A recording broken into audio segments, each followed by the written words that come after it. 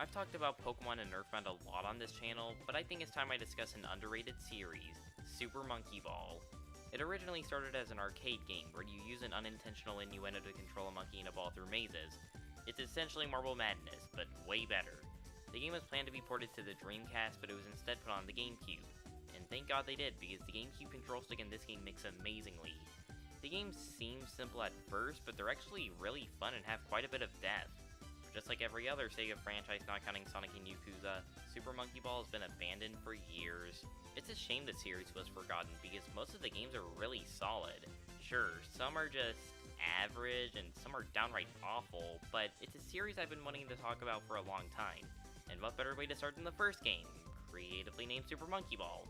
This time we'll be going over the hardest stages in the game. These are based off how long it took me to complete each stage.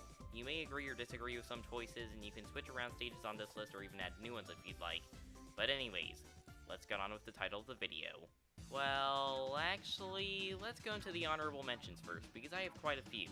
Exam A may seem laughable to include here, but I just thought I would have at least one beginner stage. Floorbend is similar, as it's the advanced stage I had the most trouble with, at least back then. Hard Hitter is pretty obnoxious, but once you get the timing it's not that complicated. Excursion isn't too bad, but it has one glaring problem. I'm sorry. Twin Attacker is actually really hard, but it barely missed the list. And lastly are most of the master stages. I won't specify which ones, however, to keep the actual top 10 a secret. Okay, now let's get to the real list.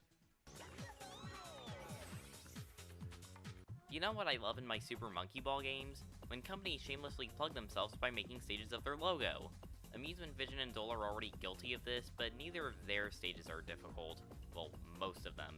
SEGA logo, on the other hand, is pretty dang challenging. It's like Jump Single and Jump Double, but with self-advertising mixed in. It's not getting onto the logo that's hard, it's traversing the letters that's bad. It's not even accurate, there's supposed to be a white outline. You can't just bounce from another letter at any point, you need to be in a specific position. But it's not too bad of a stage. People complain about how tedious traffic jams are, but look on the bright side. At least drivers aren't like the bumpers in this stage. Speedy Jam is basically a rehash of Middle Jam, but that's not surprising because most of the stages in Super Monkey Ball are clones of others. Middle Jam is honestly a pushover of a level. I mean, maybe on your first try it'll be hard, but overall it's not something you should worry about, especially seeing how you can skip it. Speedy Jam, on the other hand, is grueling. The bumpers move way too fast this time around. I especially hate the middle area. You can't go too slow or else a bumper will push you off, but if you go too fast you may slip off the edge. Luckily that's the only troublesome part, as once you make it across this stage it's a cakewalk, or in this case a gold walk. That made no sense.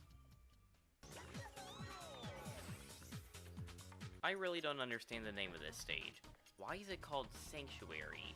I would not consider this a sanctuary. In fact, I would consider it No, I'm just kidding. Sanctuary is the final stretch before you can make it to Master.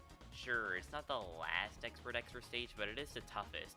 You need to bounce off the giant game spheres to reach the goal, but you need the perfect speed and handling to reach it. I found that if you barely hit the edge of the 4th planet, you'll spring over the goal and into the abyss of space. You can't take it nice and steady either, since the surfaces on the balls get smaller and smaller. But if you can pull it off correctly, recoiling off the 1st, 2nd, 3rd, and 5th orbs and aiming straight into the goal will bring you the reward of Master. Just don't somehow screw it up at that Luma. I don't know much about these twins, but I do know one thing. They're far from identical. Expert 27 sees you crossing a path of square blocks, but you move at a diagonal pace rather than vertical. This makes the level a pain, as the camera in Super Monkey Ball is far from flawless, there are a ton of holes you can fall in, and moving diagonally in a ball does not sound simple. You can either take the right path, which is skinnier but has a ton of bananas, or the left path, which has no bananas but is much wider and easier. I wouldn't even consider trying the right path in any expert run. Also, even at the goal, there's some glitch where if you fall too far off, you'll hit the out of bounds area and be forced to retry. Of course, it's unlikely, but can you imagine how confused I was when I randomly died at the end?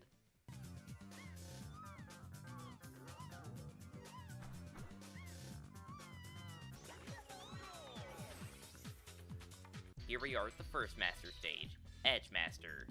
And trust me, this is not the only one. When I first played this stage, I found it really challenging.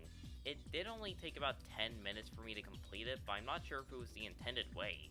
Heck, even to this day I don't know if I'm beating it properly. Anyways, Master 7 is about rolling to the next side of the object? I'll just call it that. When one of the buttons depressed, the object will move to the next side, and you need to roll quickly or else you'll fall off the edge. And it doesn't help that the sides are so smooth. I feel like it's possible to complete the stage immediately by falling into the goal underneath you, but I'm either not getting the right angle or it's just not low enough. But if you can survive the first two sides, you should be able to fall into the inside and reach the goal. I think the fact that a master stage isn't even placed at the halfway point should prove how rigorous these upcoming levels are.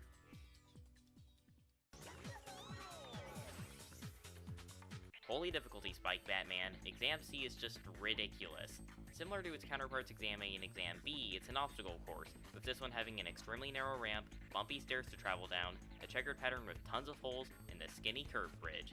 Plus, you only have 60 seconds. I don't have nearly as much trouble with this stage than I used to, but it still deserves the number 5 spot. The main problem with Exam C is how early it appears. It's one of the first expert stages you play, and it's a huge difficulty curve as mentioned before. In promotional footage of Super Monkey Ball, it appeared to have been a master stage. Now, don't get me wrong, it's not so challenging that it deserves to be in master, but it's way too hard for one of the beginning levels in expert. Then again, I guess it wouldn't have been as memorable if it were one of the last levels. This stage should be up there in the Hall of Fame for massive difficulty spikes.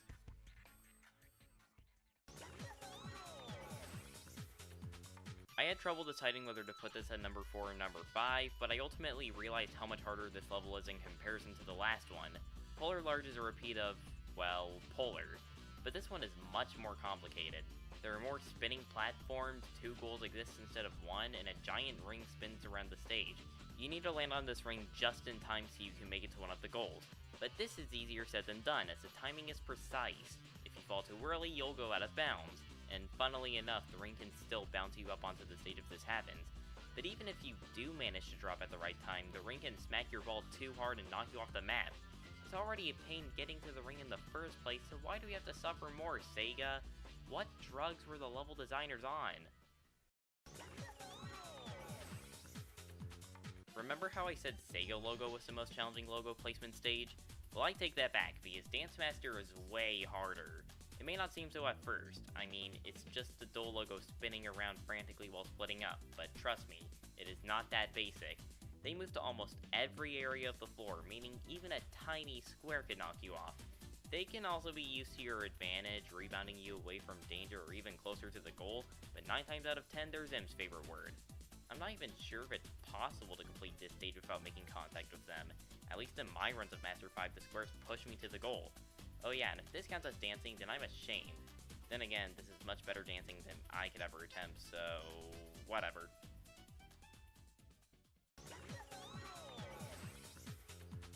Here we have the only master stage from the original arcade game. Bridge Master is actually kind of like Curvature, with a winding path that gets smaller and smaller the further you progress. But Master 9 is more linear rather than curved, so it requires much more effort. You can play it like intended, or you can risk it and skip a pretty big portion of the stage. I typically take the shortcut since you want as much time as possible, and a minute is not enough to do it normally. It's mostly the camera that makes this stage as tedious as it is, since you'll need to wait for it to center behind your monkey before moving again. Not only is it a test of your steady thumb, but it's also a test of your patience. Mix those together and you have what's considered one of the hardest stages in the series along with the next entry. Speaking of which... you all saw it coming. Well, most of you probably did. Stamina Master feels like the 4th of the exam series of stages. Too bad they had to go with a specific naming scheme and not have it called Exam D or Exam Master. Master 3's first obstacle is a stupidly narrow ramp, sort of like Exam C's. This ramp alone makes the level hard, but definitely not of Master levels. You need to be in the perfect position when rolling up, and you can't go too fast downhill or else you'll fall off the stage. Next are the platforms, which move way too fast. Lastly is the green ribbon you roll down to the goal, which I've never actually made it to. It's a shame because it looks really fun. The only way I've beaten this stage is by falling off the platforms and somehow being at the precise angle so I can hit the goal tape. But if you can't beat the stage as intended, I have a ton of respect for you. You deserve the Super Monkey Ball Master moniker. Now if you were seriously questioning what I thought the hardest Monkey Ball stages were and you couldn't even think properly until then, I have good news for you. I know some people, especially hardcore players, may disagree with some placements or even some choices, but just remember that I don't find a lot of these stages challenging anymore. Also remember that Super Monkey Ball is awesome and SEGA needs to release a true third game for the Nintendo Switch. And they should also make a Jet Set Radio 3. Channel 5 Part 3, and it's Sonic Adventure 3, and Sonic 3 Remastered, and Shenmue 3. No, wait, that's happening. Now that I think about it, Sega's just as bad as Valve when it comes to third installments.